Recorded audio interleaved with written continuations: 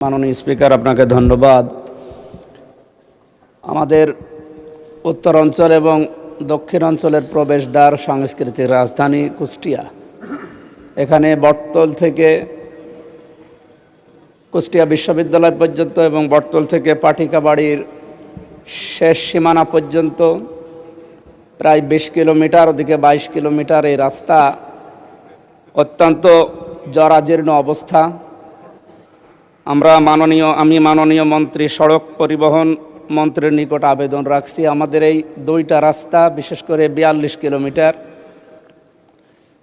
এই লক্ষ লক্ষ মানুষের যাতায়াতের ব্যবস্থা করার জন্য দুইটা রাস্তা চওড়াকরণ এবং মাঝখানে আইল্যান্ড দেওয়ার জন্যে মাননীয় সড়ক পরিবহন এবং সেতু মন্ত্রীর নিকট জোর দাবি জানাচ্ছি। এবং আমাদের কুষ্টিয়াতে কয়েকটা বিষয়, বিশেষ করে আমি এর নোটিশও আগে দিয়েছি। মেডিকেল কলেজ হাসপাতাল, এটা 2011 সালের 9 অক্টোবর থেকে আরম্ভ হয়ে 2026 সাল পর্যন্ত এখনও কোনো অগ্রগতি নেই। পড়ে আছে প্রায় 100 কোটির উপরে সম্পদ, টাকার মেশিনপত্র পড়ে আছে। এখানে 23টা বিভাগ চালু হওয়ার কথা, 2টা বিভাগ চালু হয়ে পড়ে আছে। প্রায় 5টা জেলার মানুষের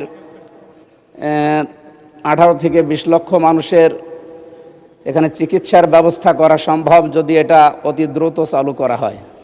মাননীয় স্বাস্থ্যমন্ত্রীর নিকট আমার আকুল আবেদন, যত দ্রুত সম্ভব মেডিকেল কলেজ হাসপাতাল চালু করার মাধ্যমে আমাদের এই 5-6টা জেলার মানুষের অন্তত চিকিৎসার সুব্যবস্থা করার জন্য আহ্বান জানাচ্ছি।